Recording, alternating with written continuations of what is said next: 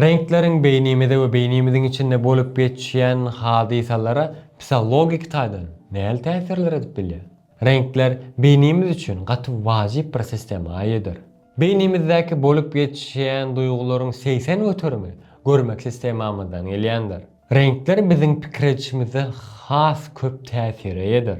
Meselem diňeje ruhy ýagdaýymyza täsir etmän, energiýamyza, uky ýagdaýymyza, gan basışymyza, hatda jinsy ýagdaýymyza da täsir edip bilýändir. Renkler bir-birinden tapawutly renk tolkunlaryndan ibarat bolanlygy sebäpli gözümizde ýymsakda bize täsir eder. Bu sebäpden öýümüzdäki we iş yerimizdäki renklere ünsürmemiz gerekdir. Diwary joğulyl boýulan bir otogda oturallygyňyzy ýaly ediňňi, özüňizi manesiz bir ýerde oturallygyňyzy pikir edersiňiz. Onda deňiziň ýa-da asmanyň ol mawlygynda özüňizi ýitiren wagtyňyz içiňizde döreýän, tarif edip bolmaýjak ol duýgunyň içinde adaşanyňyz boldymy? Sonuňda işgärleri, arhitektur işgärleri, reklamacılar we beýlekler edýän bütün işlerini renklerin insan psikologiýasyna berýän täsirini üstülen edýärler. Dünýä meşhur suratkeş Pablo Picasso'nun şeýle bir sözü bar. Bir portretiň boýulýan wagty ulanylýan renkler, edil çyzylan çyzyklar ýaly duýgulardaky ütgeşmäni hemýderleýändir.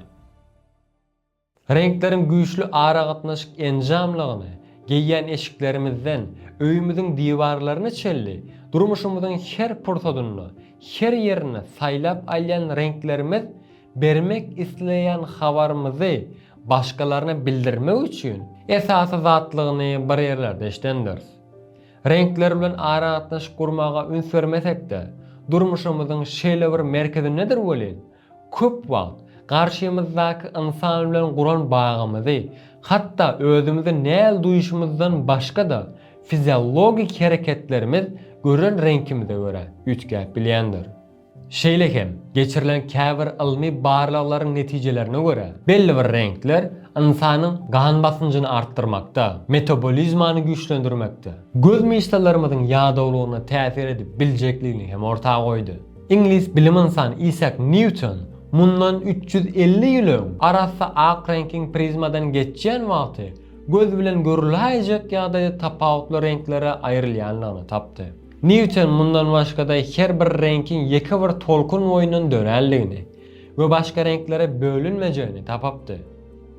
Emma ondan soňraky geçirilen gözlegleriň netijelerine hemme kişide bolşýaly Newtonyň hem ýalňyş ýanlygyny tapdylar. Ýagny renkli ışıklar başga renkleri döredip bilmek üçin birleşip biljekligini tapdylar. Şu videonun maglumatlaryny gözleýän wagtym meni gynandyran zatlaryň biri renklerin insan psikologiýasyna berýän täsiri hakynda gaty az barla geçirilipdir.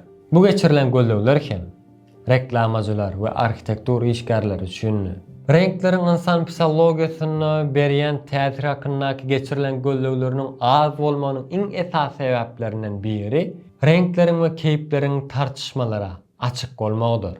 Ýagny haýsy renkiň bize näle täsir edýänligi kişiden kişiye ütgeýänligidir.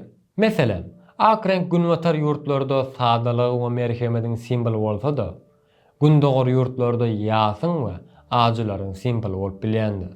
Bu sebäpden appak renkli eşikler giymek ýa-da ak öý goşlaryny eýi bolmak köpüýümizde rahat we ynamda duýdurup bilýärkä, käbirlerimizde travmatik wakalarymyzy ýada salyp bilýär. Ýa-da çağa wagtymyz, ejemizde meselem sary eşik giydiren wagty mektebe gidenimizde klassdaşlarymyz biziň üstümizden gülen ýagdaýynda biz opursady içki aňymyza ýazarys. We soňra ulalan wagtymyz sary renkde bir zat gören wagtymyz bizi stresli duýdurup bilýändir. Şu taýda bir gysgaça hareketme bermek istedim.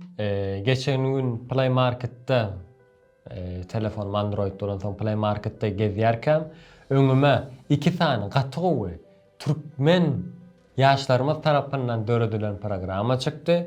Bu programmalar bilen sizi gysgaça tanıştyrmak isleýän biri poeziýa programmasy, biri bolsa hazynan programmasy.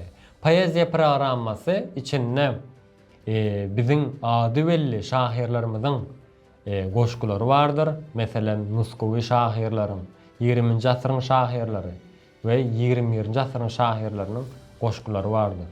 Programmany alyp has ýakynyň tanyşyp bilersiňiz.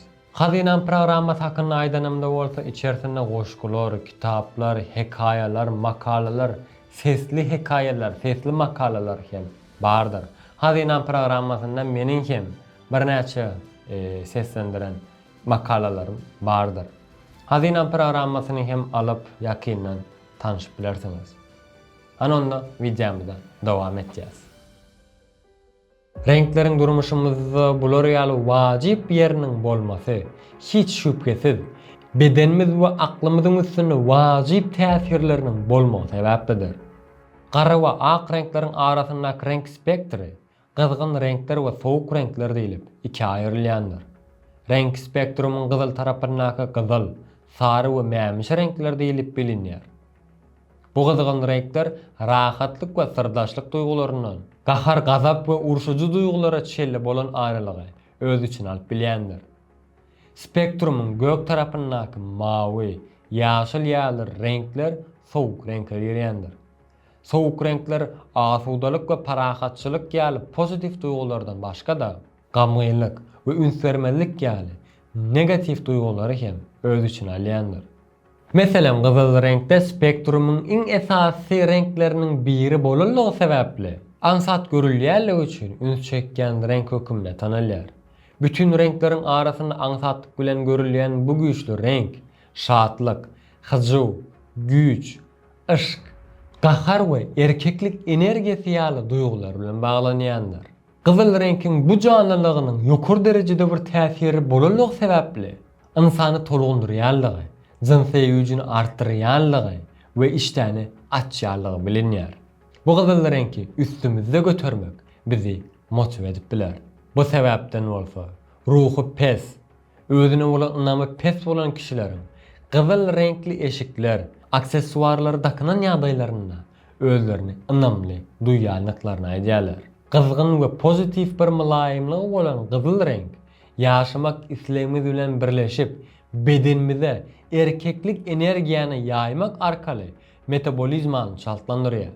Demalys çaltlandyrýar we gan basanjymyzy ýokarlandyrýandyr. Gyzylyň gündelik durmuşda ulanylýan tonlarynyň biri hem gülüne renkidir. Bu renk oýunjulugy we romantikany herekete geçirýär. Zenanlygy, romantikany, mylaýymlygy we hoşniýetligi görkezýän bu renk söýmegi we çekijiligi hem artdyrýandyr. Köpçüligine çıkış etjek wagtyň ýa-da birini özüň görkezjek wagtyň jogul renkde eşik giyip çıkyp bilersiň ýöne durmuşda hemme zadyň köpüniň ziýany bolşy ýaly gyzyl renk hem durmuşynda köp ulanmak erkeklik energiýanyň has köp artmasyna sebäp bolup bilýändir. Bu da stres we gahar ýaly agyr duýgulary we hereketleriň döremegine sebäp bolup bilýändir. Her renk hakynda beýle aýdyp oturmak bu videony 10 sagada çelli dowam etdirip biler. Bu sebäpden öz halan renklerimi size has giňişlerini ýa-da gurrun vermek isleýän. Meselem bu renkler mämişi, sary, gök, gara, ak renklerden ibaretdir. Ýaşylanma bu arada onu unutmaýyn, ýaşly renk hem aýdyk geçek. Mämişi renk daşa dönük kişilik aýratynlykları bolan erdemlik we özümize bolan anamyň simboly hökümine kabul edilýändir. Mämiş renki durmuşyň her purtadynda gyzgynjak, bagtly bir aura ýaýmasyndan başga da erdemlik, joşmak, ýaşlyk energiýasy we canlylyk üçin ilham çeşmesi bolup bilýändir. Bu renk saýlanyp alynan wagty biziň energiýamyzy hem artdyryp bilýändir. We bu renk bizi şadyan, bagtly, özümizi canly duýmamyza sebäp bolup bilýändir. Sary renkge geçenimizde bolsa sary renk beynimiziň çep loby bilen rahatlyk bilen aragatnaşyp gurup bilýärligi üçin aklyň we akyllylygyň renk hökümine kabul edilýändir. Döredijiligi artdyrýan we täze pikirler üçin ilham berýän sary renkiň bu ýaratylligi bellik depderine belli galmak üçin fosforly galam köp saýlanýandyr. Bu sary renki öýümizde ulananymyzda bizi rahat we döredijilükli bir kişi bolmamyza kömek edip biler. Tebigatyň we sadalygyň renki bolan ýaşyl renk insan psihologiýasynda deňligiň we ösüşiň simboldyr. Ynamly we rahat bir duýgu berýän ýaşyl renk şypa, özüňe bolan ynam, durnuklylyk bilen baglanşýandyr. Ýaşylyň goý tonlary bolsa pul, baylyk we prestij bilen bagly bolsa da, açyk tonlary täzeden dogulur. Ulanmak, bu täzelik ýaly manilary öz içine alýandyr. Mundan başga da köp ýaşyl reňke eýe bolmak, gawanmak, açgözlük, menmenlik ýaly duýgulary döredip biljekligini bilýäs. İş durmuşynda bolsa ýaşyl renk ulanmak, saglyk we şipa ýaly manilerden başga da sadalyk, anamlyk, organik, tebigatyň dosy ýaly düşünjäni döredip biler. Geleliň inne bolsa anamyň, dikligiň, rahat durmaň we erkanalyň renki bolan gök renki. Bu renk psihologiýamyzda wepalylyk, bütünlük, anamlylyk we öňden görüjülük ýaly duýgulary öz içine alýar. Gyzyl renkiň tersi bolan bu renk bilmäge, öwrenmäge, ýokary ideýalary ilham berýän, çekinmek duýgusyny hem görkezýändir. Arasalygyň, tämizligiň, päkligiň, dogruçylygyň renki bolan ak renk. Bu renki geýýän wagtymyz özümizi anamda duýýas. Özümizi bagtly duýýas. Özümizi yeňil duýýas. Minimalizm we sadalygy görkezýän ak renki öý dekorasyonlarynda ulanmak minimalistligi, sadalygy, arasalygy we aýdyň bir ýer görmegine sebäp bolýandyr. Bu ak renk meniň hem halyan renklerinden biridir. Ýöne minimalistligi ýeni öwrenip bilmedim. Eger de araňyzda minimalist kişi bar bolsa, minimalistlik duýgusy näil duýgy? Onu kommentarda belläp bilersiňiz. Geleliň inne bolsa klasik we agyr häsiýeti eýe bolan gara renki. Minimal bir ýagdaý bolan kişileriň iň köp saýlap alýan renklerinden biridir bu. Sarynyň we agyň tersine sarlylygy, garaňkylygy we hopy öz üçin alýan bu renki köp ulanmak, içi garaçylyga, depressiv ruhy ýagdaýa, bagtsyzlyk, gynançly ýagdaý ýaly duýgularyň açyğa çykmasyna sebäp bolup bilýändir. Men amanhymmy. Indiki videomda görüşýänçek, durmuşymyzda ulanýan renklerimizi öz ölçeginde ulanmak dilegi bilen. Hoş, sağ olun.